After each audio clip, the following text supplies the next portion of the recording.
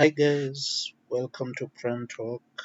Yet another video, brief, let me call it brief reactions to our 2-1 win yesterday. Narrow, nervous, and extremely just get the job done result. Yeah, that's the best way to describe how such a result was. As a Chelsea fan, I believe it was a tough watch, really tough watch. I, for one, am glad a bit of, or should I say lots actually, lots of buffering prevented me from watching a lot of that.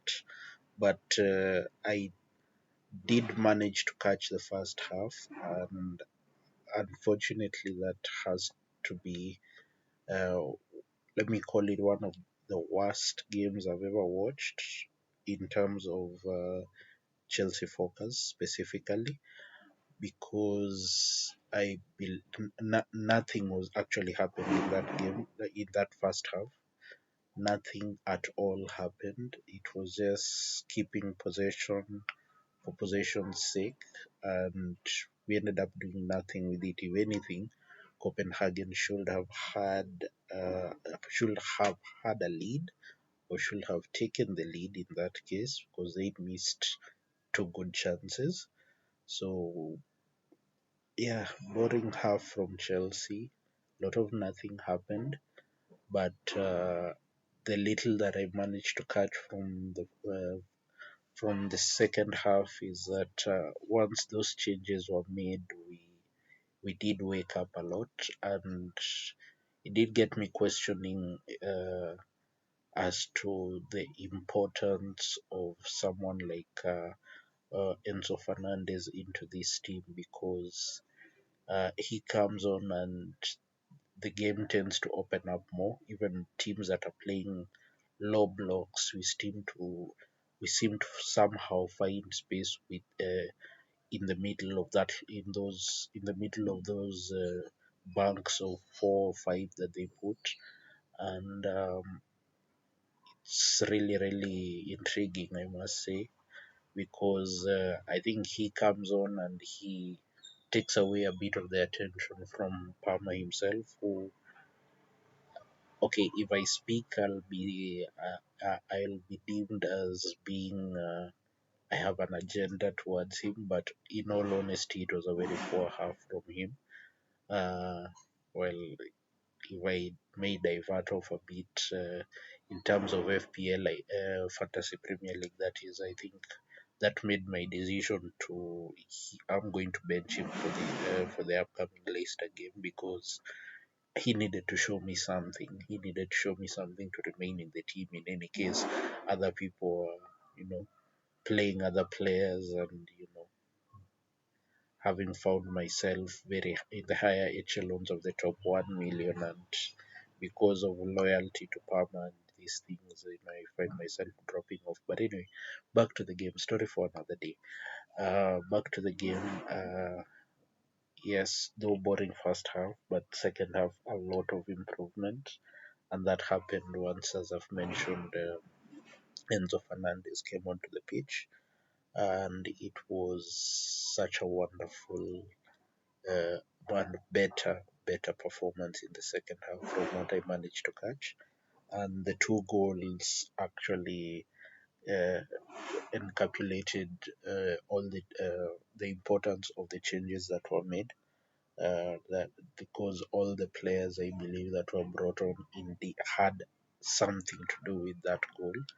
Uh, he- First of all, Marco Correa, who came on unfortunately for, although they said it was a knock for Gusto, but he came on early in the first half, and so he made a very good play run down the left, and beautiful cutback, and at least Reece James did the one thing that most Chelsea players nowadays don't seem to do, is take a shot, just take a shot outside the box and see how it goes.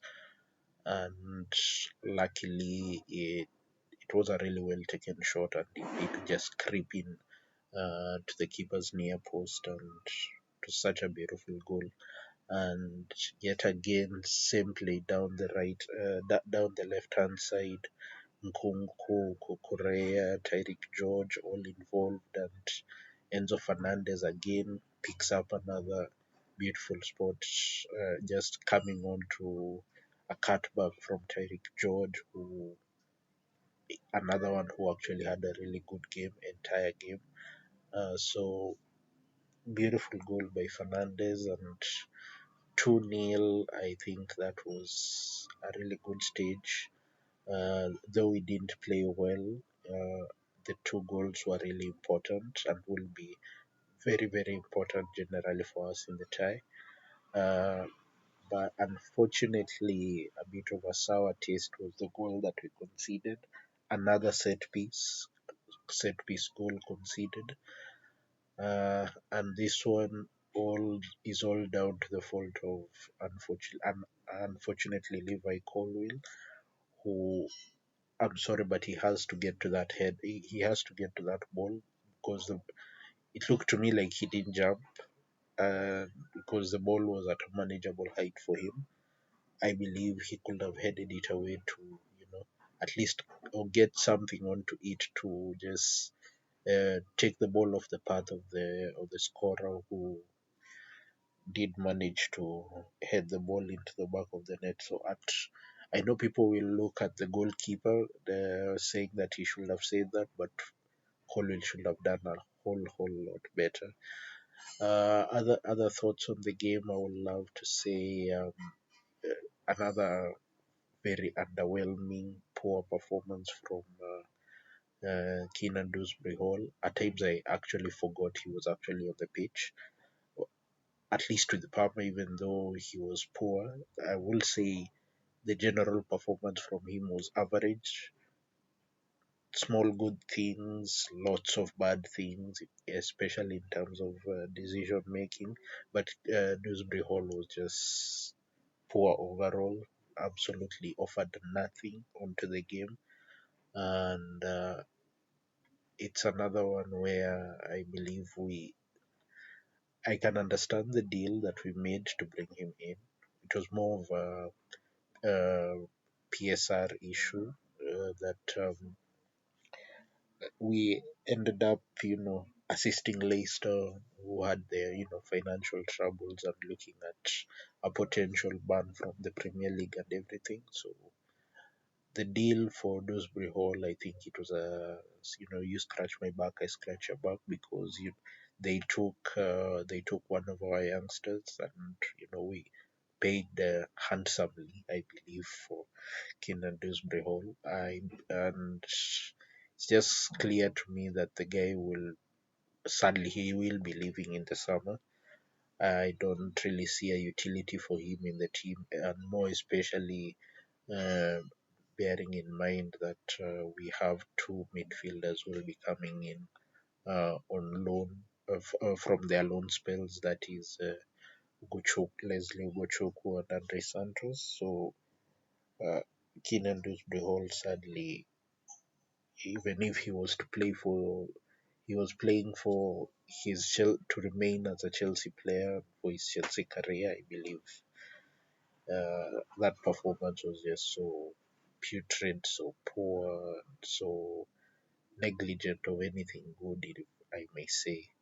Up front, I felt sorry for Mhueka, who got his first start, because it's as if he was just placed there as a mannequin, because nobody was actually playing balls into him. That first half, as I said, as poor as it was, what was more annoying was the fact that the one player who got the most touches was Tosin, who was never going to do anything with it, if we're all being honest. So sadly, for Mweka, he ended up suffering, because it's as if actually no one was actually playing the balls into him, and in any case, even any time he will attempt to make a run, nobody was playing the balls in behind. A couple of times Palmer attempted to find him, but then again, that's where, as I've said, Palmer played with a lot of lack of quality. So it ended up affecting Mkweka. Uh, as I've mentioned with Tyreek George, I enjoyed his game. Effective, very effective. He gets another assist to his name, and he's actually growing in stature. But I believe for him, this season is about getting the experience together with that he's getting the experience and learning from the senior players in the squad. But I do expect him to get a loan move next season, similar to Josh Achimpong, who again did not get minutes. So those two will actually be served well by heading out on loan next season, so that you know uh, they can even further their development and end up being great players for us in the future. But Tyreek George, well played. On the other side, I don't actually. It actually looked as if Gusto was the one who was playing as the left winger, or he was actually the left back, but it was a bit confusing what Maresco was trying to do with that left hand side, which brings me to the point of, as I was saying with Keenan Dewsbury Hall, is I even don't actually know where he was meant to be playing, because he looked lost, if we are being honest. Because at some point I questioned as to whether he was the one who was actually meant to be playing on that left wing, but on the left sided 10, if I may say. But it just didn't go well. Another one who had a really good game, Reece James, captain's performance, I must say. Lots and lots of improvement. Uh, him being used as a midfielder, and with Maresca even recently confirming the fact that he has always seen Reece James as a midfielder and everything. Uh, Now I can at least now try and understand why he decided to let go of Renato Vega, who was angling to leave so that he can play more minutes. So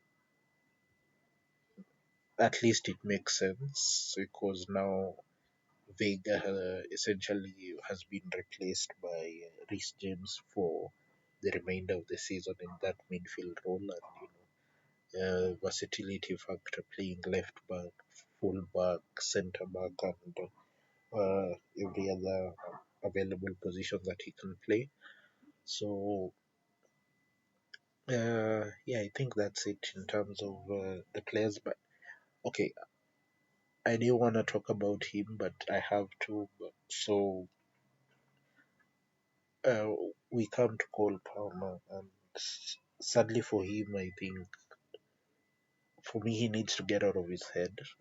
He needs to he needs to humble himself a bit, because to me he is doing too much. He is just doing too much. Uh, Whenever he gets the ball, he seems to have this idea in his head that he's the one to make things happen, and uh, in by him doing that, he tends to always take the difficult decision on the ball instead of the easier one.